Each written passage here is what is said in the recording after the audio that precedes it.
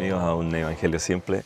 Vamos a continuar con el capítulo 2 en Hebreos, con este mensaje, un mensaje importante. Aquí Pablo está preocupado de la gente, ¿no es cierto?, de la iglesia.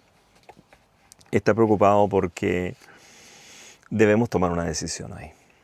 Debemos tomar una decisión ya, porque no sabemos cuándo el Señor se nos aproxima, cuándo el Señor viene a buscarnos. No lo sabemos. Y queremos estar seguros, en realidad, de que cuando Él venga, nosotros estemos preparados, estemos listos. Porque da un ejemplo, y el ejemplo es digno a respetar. Leamos. Capítulo 3, versículo 1 dice: Por lo tanto, hermanos santos, participantes de la vocación celestial, considerad al apóstol y sumo sacerdote de nuestra profesión, Cristo Jesús.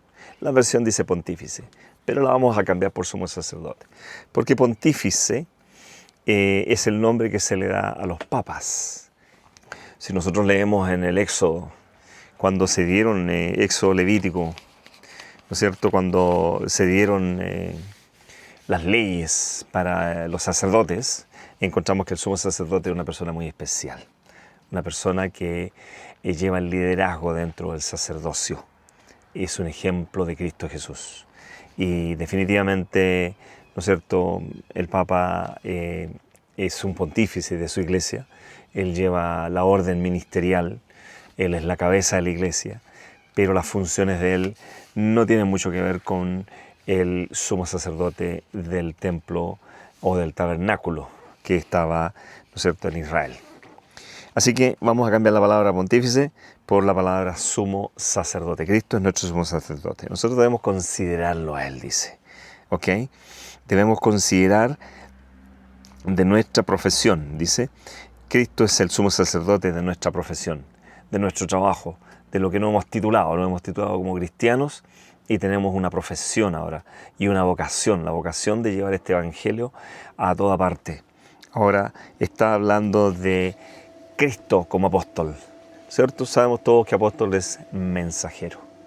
Cristo fue mensajero y también es ahora un sumo sacerdote. El versículo 2 dice: el cual es fiel al que le constituyó. Él es fiel al Padre, porque el Padre le constituyó como sumo sacerdote. Como también lo fue Moisés sobre toda su casa. Y da la explicación, ¿no es cierto?, de Moisés. Moisés fue fiel con el mensaje que Dios le dio a él para su pueblo. Moisés siempre fue veraz en todo lo que comunicó al pueblo. Vamos al versículo 5 y dice: y Moisés a la verdad fue fiel sobre toda su casa, como siervo para testificar lo que se había de decir. Y su casa, ¿no es cierto?, era su iglesia, eran todos sus hijos que tenía aquí, toda la gente que Dios había sacado del pueblo de Egipto, de Egipto lo había sacado. Dice, y aquí viene el llamado: mas Cristo, como hijo sobre su casa, la cual casa somos nosotros, si hasta el final, retuviéremos firme la confianza y la gloria de la esperanza.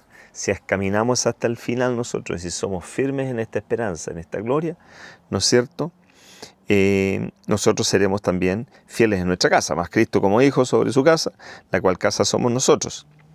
Nosotros somos la casa de Cristo. Cristo habita en nosotros. Por lo cual, como dice el Espíritu Santo.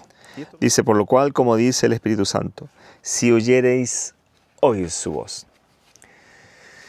Si oyereis hoy su voz, no endurezcáis vuestros corazones. Ahora, ¿qué significa este verso que hemos escuchado muchas veces?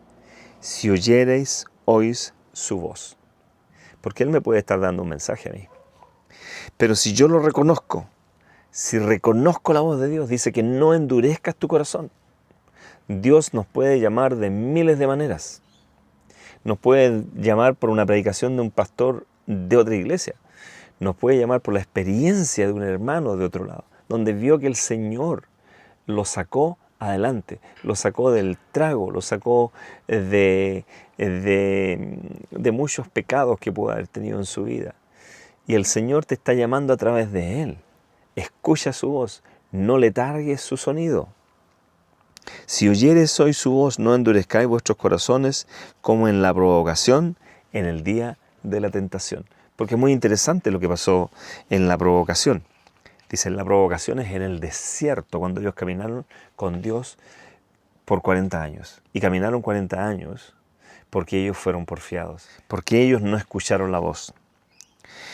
Después dice, donde me tentaron vuestros padres, me probaron y vieron mis obras 40 años. 40 años vieron que el maná caía todos los días. 40 años vieron que la nube los protegía del sol. 40 años en que esa nube se convertía en una llama de fuego en la noche para alumbrar su camino.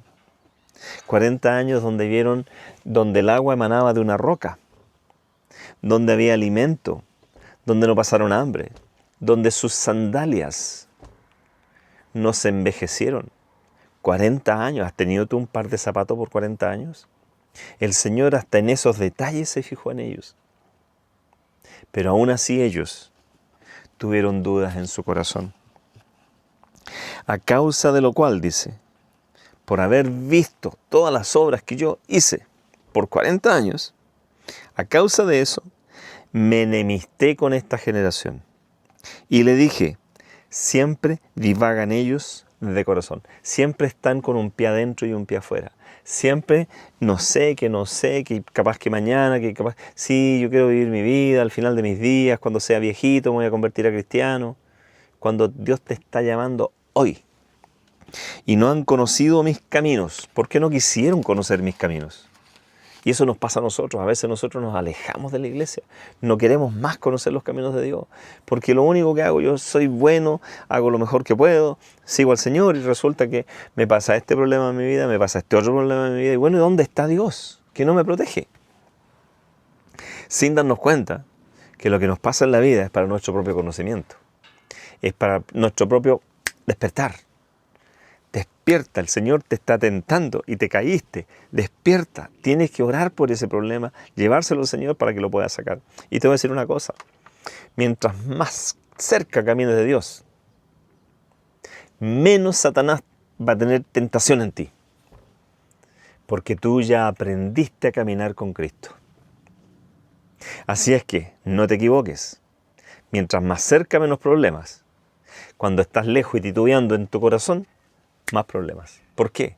Porque está la duda, porque estás flaqueando, porque estás titubeando, porque te caes una y te caes otra y te caes una y no sabes cuál es el problema y no te quieres dar cuenta que los problemas son cuando cometes un error y cometes un pecado que tu corazón te dice que no debías haberlo hecho y lo hiciste, tienes que reconocerlo delante de Dios, pedirle perdón en primer lugar a Dios y segundo, es decir, arrepentirte y segundo, ir donde el Señor y clamar por gracia divina para que pueda transformar tu corazón y esto ya no sea una tentación más.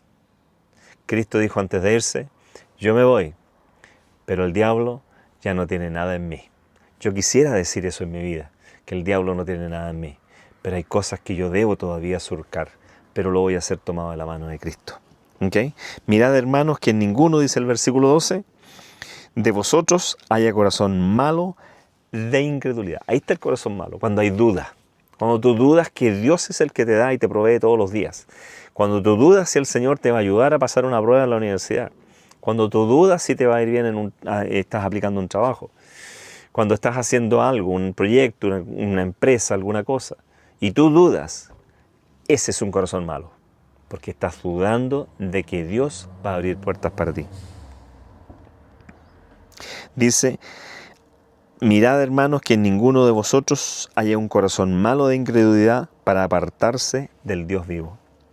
Antes exhortaos los unos a los otros cada día, entre tanto que se dice hoy, porque ninguno de vosotros se endurezca con engaño de pecado.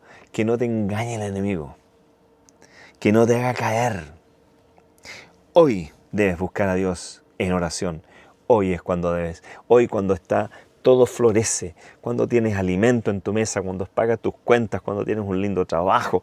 Busca al Señor ahí, búscalo, porque vendrán problemas si es que tú tienes todavía fallas en tu carácter.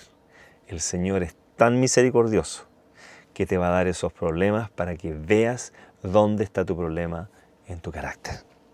El versículo 14 dice lo siguiente: porque participantes de Cristo somos hechos, con tal que conservemos firme hasta el fin el principio de nuestra confianza. Que nosotros que creímos mantengamos esa creencia firme hasta el final, hasta antes de irnos. Entre tanto que se dice, por tercera vez, si oyeres hoy su voz, no endurezcáis vuestros corazones como en la provocación, porque algunos de los que han salido de Egipto con Moisés, habiendo oído, habiendo visto 10 manifestaciones de poder, pero grandes, en contra de todo un país, vieron granizo, vieron plagas de ranas, plagas de langosta, vieron, ¿qué más no vieron? Dice, porque algunos de los que habían salido de Egipto con Moisés habían oído, provocaron, aunque no todos. Mas ¿con cuáles estuvo enojado 40 años? ¿No fue con los que pecaron, cuyos cuerpos cayeron en el desierto? ¿Y a quiénes juró que no entrarían en su reposo? ¿A quiénes juró que no entrarían en Canaán? Sino a aquellos que no obedecieron. Y vemos que no pudieron entrar a causa de incredulidad. Que no sea tu problema, que no sea mi problema. Que por causa de dudar en Dios, tú no recibas la bendición de ver el reposo de Dios cuando Él venga a buscarnos. Quiero dejarte con este pensamiento. Este es un llamado fuerte. Y por favor, no lo dejes pasar. Dios te llama hoy. No como lo quisieron ellos en el día de la provocación, cuando lo provocaron a Dios 10 veces. Ellos vieron que se abrió el Mar Rojo. Eso fue lo más grande y último que vieron. Después vieron que Moisés golpeó la roca y les trajo manantiales de agua. No les faltaba el agua, no les faltaba el alimento, no les faltaba la cobija, no les faltaba nada. Y aún así, se perdieron de entrar a Canaán porque ellos fueron incrédulos. Y el día en que fueron incrédulos fue el día en que los 2 espías fueron a investigar lo que había en la tierra de Canaán. 2 de ellos llegaron con un informe positivo. Hay gigantes, hay gente grande, los ejércitos están armados y nosotros con el Señor al lado y al frente vamos a conquistar esta tierra. Los otros 10 dijeron no, porque ellos nos van a pisotear, estos gigantes nos van a desarmar, queremos mejor volver a Egipto. No quisieron confiar en aquel Dios que le había mostrado todo lo que le mostró en Egipto, más la abertura del mar, un mar que se abrió para que ellos cruzasen. Si ellos no estaban soñando, fue una realidad en sus vidas. Después el maná, gratis todos los días. ¿Quién no tiene que pagar por el pan nuestro de cada día? Todos pagamos. Y a ellos se les dio gratis el pan de cada día. Y con ese maná que caía, ellos pudieron hacer una diversidad de alimentos. Y aún más, pidieron carne después. Dios les trajo carne. Lo que ellos querían, Dios los trató como a la niña de sus ojos. Los amaba a ese pueblo. Pero resultó que ellos no entraron a causa de incredulidad. Que no sea tu experiencia. Nos vemos en el próximo video. Adiós. Que Dios te bendiga.